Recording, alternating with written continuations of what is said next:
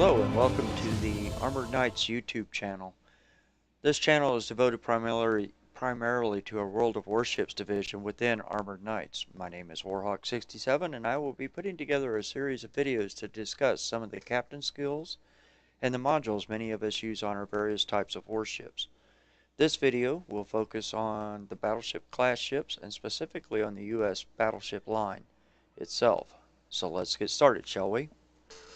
As you can see here, I have pulled up my North Carolina at Tier 8. And I pulled this one up primarily because this is one of my two battleship captains that has perhaps the most captain skills applied to it than any of my others. I will, the items that I will be pointing out today are just kind of, it's what works for me specifically. Your mileage may vary. It also depends on your play style. It may not necessarily work if you're the kind of captain that believes he should be sitting in the back sniping at ships. I personally will do a little bit of both. I'll start out kind of in the back and gradually work my way up into the middle of a fight. Ultimately, I'll find myself brawling with another battleship. So I've kind of got a balance between the modules that are loaded for this ship and my captain skills that uh, apply to both of those scenarios. So just to take a quick look, and I'm going to start this as simply as I can, and then we'll get into some of the more advanced concepts. Microphone activated. Microphone muted. So one of the first things you're going to notice is that this captain is a 16-point captain. That means that over time, I have actually taken this captain up from about Tier 5 and transferred him from Tier 5 to my Tier 5 ship to my Tier 6, from my Tier 6 to my Tier 7, so on and so forth. And at each stage, I've retrained my captain for the new ship and retrained his skills so that they would instantly apply. I did that simply because I could afford to do so by using gold. Some captains, some players will not want to do any of that. Some will apply credits to shorten that length of that retraining down. And then others like myself will want that instant gratification or that instant ability to be able to start using these skills at their full functionality. So when I started building this captain up, one of the first skills that I picked up was at Tier 1 was ship survivability. What ship survivability does, as you can see here, is just minus 15% to the time of repair for fire extinguishing and recovery from flood. And this is very helpful and very beneficial when you're dealing specifically with fires. It helps reduce that time down so that you don't take as much damage. One of the big things that I see most battleship captains doing that they're doing wrong is they'll get one fire set on their battleship and they'll immediately extinguish it uh, by hitting their their repair party or damage control party, excuse me. That's not necessarily the best thing to do, especially in an early game when you've still got almost all of your HP left. It's better to let that just burn down and burn out on its own over time. And having that captain skill reduces that time. So just keeping that in mind, we'll go back here to the captain skills. And obviously before you can progress to Tier 2 or Tier 3 or Tier 4, you have to research at least one skill on the preceding level. What most captains do, what most players do is uh, they'll research their first Tier 1 skill and then they'll start working on picking up their Tier 2 skill. In this particular case, that second, if you pick up a Tier 2 skill, the first one you want to get is incoming fire alert. And that's very beneficial because it will help you to avoid shots either outright or minimize the number of times you get hit by a salvo. You can use that if you start turning your ship as soon as, because what will happen is this will pop up on your screen and tell you you have incoming fire. If you start turning your ship as soon as that shows up on your screen, and change your direction, either change your direction, change your speed, you can throw off that well-aimed shot that the enemy ship just fired at you trying to hit your citadel because you were probably broadside to it. So that's real beneficial in that regard. After Tier 2, the next one that I would recommend getting is the Superintendent skill. And for Battleship players, this is going to impact one place. And it's going to impact, actually, it shows here two. It's going to impact both uh, for fighters and for your repair party. Uh, so in this case, I run repair party 2, which gives me from 3 to 4 charges, and then with that captain skill, it takes me up to 5. And the same thing with the fighter. I will be covering these consumables later in probably a different video, and explain to you why I've got the ones selected that I do. But for now, we're just trying to touch base to show you what it impacts. Really and truly, the one that you are really concerned about is this repair party. You can, over the course of a battle, burn through. I have burned through all 5 of these repair party charges over the course of a battle. Again, your mileage is going to vary on that, depending on your skill level, how well you are at managing your HP pool, and how well you are at dodging shots and not presenting a fat, juicy citadel target for somebody else to shoot at. So there's a lot of variables in there, as you could probably tell. But be that as it may, let's go back to the captain's skill level again, or skill points again. So after obtaining tier 3, the next one that I would recommend uh, is advanced firing training. Now, I want to say something about this because um, this advanced firing training and your basic firing training both work together. So, as I started out this video, I talked about jumping from 1 into 2, then to 3, and so on. I'm just trying to give you an idea of what may be one logical progression. Some people, and I've done this myself in the past, where I have pulled ship survivability, basics of survivability first, and then I've turned right around with my very next skill point and picked up basic firing training. Basic firing training, what that's going to impact on a battleship is your secondary guns and your AA guns. Um, and it's important to have that, especially on the higher tier American BBs, uh, because that combined with advanced firing training really bumps up your AA rating. So as you can see on my North Carolina, I have an AA defense rating of 100. I do believe that is the max. I've never seen one go higher than that. But I really enjoy seeing, especially some of the more unskilled carrier drivers, try to come at me with torpedo bombers, dive bombers, and the like. I can always use additional A support from a friendly cruiser, but I would really prefer my friendly cruisers at hunting destroyers because destroyers are what scare me the most. Enemy aircraft from a carrier driver doesn't bother me so much. Now, if they're a good carrier captain, um, I'm going to need help. But I won't know that until their first attack. And their first attack will probably be their last one because they'll probably put me under the water.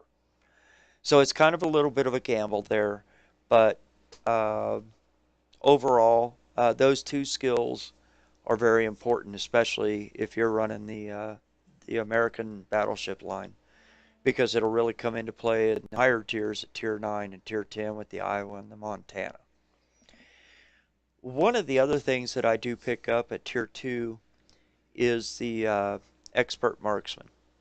Now, this goes back to what I said before uh, about I will spend some of my time brawling, especially mid to late game with other battleships. This will help increase my turret traverse speed, meaning it helps to get my guns back on target faster. It's not significant, and it's not always necessarily enough, but sometimes it can mean the difference between getting off that finishing shot before I die, or finishing off an already battleship that's already low on HP, and allow me to then turn my attention to somebody else. Um, at Another additional skill that I would recommend is at tier 3. It's vigilance. It adds 25% to the acquisition range of torpedoes. That combined with another module that we will cover later helps to pick up those torpedoes a lot faster. Um, that coupled uh, with a module, coupled with the plane, and this, um, I won't say that there shouldn't be a time where I should never get hit by torpedoes, because it's going to happen. But it does give me a little bit of an edge to help me spot those torpedoes that are fired, especially from ships like Kageros and Shimikazes, the Tier 9 and Tier 10 Japanese battleships that are really good at launching stealth torpedoes at you. Another thing to consider, and I've actually been sitting here thinking about this as I've been working on this captain's skills, is picking up expert loader. Again, this goes back to how are you going to play the ship? If you're going to be playing it strictly from range and firing one type of shell almost exclusively, this doesn't make any sense at all. Um, but there may be times where I may have to turn around and start firing HE at another battleship because he understands armor mechanics. That captain may understand the armor mechanics of the game, and like I do, and knows not to show me his broadside. He's angling off on me, or he's coming straight bow on at me, and getting penetrating shots on another North Carolina that's setting up like that is difficult at best. I would say lucky at the very least. So, I might want to switch from AP to HE, and I may want to do it quick. Well, this halves that reload time. But keep in mind that it only halves the reload time if your guns are already loaded. If you have just fired and then say, oh, wait a second, I want to change, and you're in the middle of a reload, it starts that reload counter all over again. So if your reload time is 30 seconds, and you fire off a round of AP rounds at somebody, and you're starting to reload AP, and you've gotten 10 seconds into it and thought, crap, I need HE loaded, and you try to reload HE, it's going to reset to 30 seconds. If, however, that you're loaded with AP because the last thing you shot at, that's what you wanted to use, you've left it loaded because you don't see any other ships within range that you can fire at, and a destroyer pops up around the corner and you want to load HE, this will knock it down to a 15-second reload if you're on a 30-second reload normally. So it does have its benefits and its usefulness. Some other things to kind of think about. I'm not, and there are items that I'm not too totally sold upon. One of them is a survivability expert, which adds 400 HP for each tier ship. So at tier 8, it would add an additional 3,200 hit points to my ship. In the grand scheme of things, especially when I'm dueling with another battleship, or I've got torpedoes coming in at me from a destroyer, that extra 3,200 HP is probably not going to make that much of a difference. Um, Another one that some people use is Concealment Expert. And as you can see here, it it drops your detectability by 14% on battleships. Depending on your ship's detectability range, that can be either very significant or not significant at all. So If you're looking at detectability range by sea, on the North Carolina, it's at 15.7. A 14% drop is going to be somewhere in the neighborhood of 2, 3, maybe 4 kilometers. That's just rough math off the top of my head, and I'm not very good with math, but that's not going to make a whole lot of difference because chances are at some point you're going to fire your guns and that's going to bloom. As you can see, your detectability after firing your main guns, it blooms it out to 27.8 kilometers. Uh, you're pretty much going to get seen by anybody at that point. So I don't know how beneficial concealment expert is for a battleship. I've heard some people try to make an argument for it. I haven't really seen it. Microphone activated. Microphone muted. Uh, it does real well, and I think primarily more for Japanese battleships probably, and maybe for higher tier American battleships is the manual fire control for secondary armament. This does not mean that you take manual control over your guns. Well, all it does is, as you see here, is reduce the dispersion by 15% for ships tier 1 through 6 and 60% for tiers 7 through 10. Now, with the Japanese battleships, I've heard some pretty good arguments that that is really beneficial for them. I haven't tried it out, to be honest with you, on my American BBs because I haven't got one up that high yet. I do plan on running some tests with it at some point in the future, but right now it's not a major concern for me. So primarily, this is how my ships are set up. Um, you can kind of, play with some of these as you want. Again, my focus has always been on these first four, and really and truly on the first three tiers of captain skills. And then I just kind of build it from there and see what works best for me and kind of go from that point. Again, just like I said, your mileage may vary on this. You may have better luck with a different setup. This is what I've found has worked best for me and my play style. This is kind of the setup that I'll use in tournament settings. I may adjust some of these around a little bit here and there, depending on what we're wanting to do in any particular tournament setting. But by and large, for pub matches, this is how I'm set up. So for those of you that are not a member of AK and are watching this, and if you see me in battle, you might have maybe giving you a clue as how to best to go about defeating me. But that's we're here to try to help people out, and that's what I'm trying to do here today. So I hope you found this video informative. For those, if you are not a member of currently a member of any wargaming clan, whether it's World of Tanks or World of Warships, World of Warplanes, we are recruiting for both our World of Tanks division and our World of Warships division.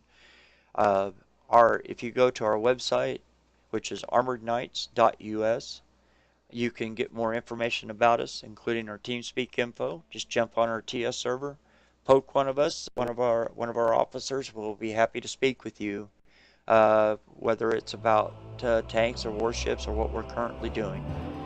Again, I hope you found this video informative.